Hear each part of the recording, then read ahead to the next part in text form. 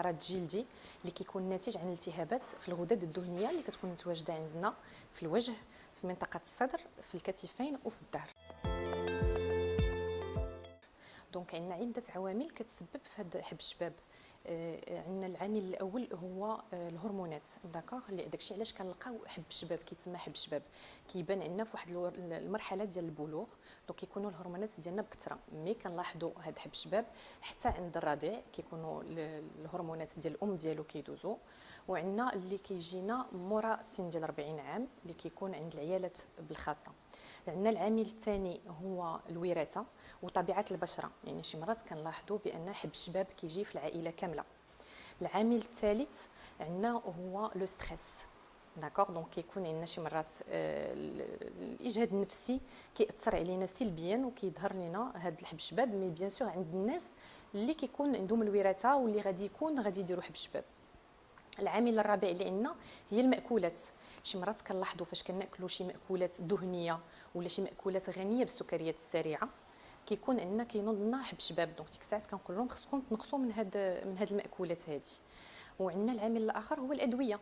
كاين شي ناس اللي كيكونوا عندهم الادويه ديال الابيليبسي ولا ديال السل، داء السل، كيكون هذا الشيء كامل كيقدر ياثر لنا بان كيظهر لنا حب الشباب. التشخيص ديالو كيجيك المريض للعياده كيقول لك اول حاجه هي ان كنحس عندي افرازات دهنيه كثيره. دونك في هذه الحاله حنا كنقلبوا المريض كنشوفوا واش كاين عندنا شي علامات جلديه، منهم لي بوين نوار، الرؤوس السوداء ولا الرؤوس البيضاء. كيكون عندنا كذلك الحبوب اللي كنعرفوهم كاملين هما حبوب يا اما حمر يا اما كيبان لنا التهابات جلديه، دونك الحبوب اللي بالراس صفر ولا الراس بيض. وعندنا بيان سور لي سيكاتريس في الحالات الحاده فاش كيكون عندنا حب شباب كثير، كيكون عندنا ندوبات ولا لي سيكاتريس ولا تكيسات. التكاثر ديالو بيان سور حنا كنهضروا على البشره اللي غتكون غدير لنا حب الشباب اللي هي البشره الدهنيه. باش نتفاداو هذا الشيء خصنا نكون النظافه اليوميه مره الى مرتين، نكونوا كنغسلوا بالمساحيق اللي مناسبه للبشره ديالنا، ونتفاداو استعمال المواد اللي كتقدر تعرضنا منهم المواد التجميليه اللي كتقدر دير لنا حب الشباب لانها كتسبب لنا في انسداد الغدد الدهنيه. خصنا المأكولات بيان سور نقادوا المأكولات ديالنا يكونوا مأكولات ما يكونش فيهم سكريات سريعه، ولا كاين شي بعض المأكولات اللي كتنوض حب الشباب عند اشخاص معينه حتى هي نتجنبوهم. واذا كانت حالات مرضيه خصنا ديك الساعات نمشيو عند الاستشاري باش نداويو المرض ديالنا. الوغ المكياج كيساهم بزاف، مزيان من انك طرحتي هذا السؤال هذا، لان حنا عندنا قلنا حب الشباب هو ناتج عن انسداد المسام ديال الغدد الدهنيه. دونك حنا اي ماده درناها في الوجه ديالنا غتسد لنا دوك المسام غادي تنوض لنا حب الشباب.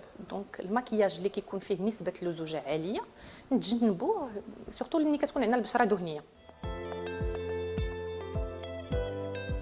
الوغ العلاج ديال حب الشباب عندنا اولا اما بالادويه، وثاني حاجه عندنا بالتفادي بحال اللي كنا تفادي المأكولات، تفادي المواد التجميليه اللي ما كتجيش معنا. كاين شي ناس اللي كيديروا ليكرون سولير الواقي الشمس كيديروه بطريقه غلطه ولا كيديروا برودوي بحال اللي كيكون ما جايش مع البشره ديالهم. والادويه اللي كنستعملوا، الوغ الادويه اللي كنستعملوا على حساب الحاله ديال حب الشباب.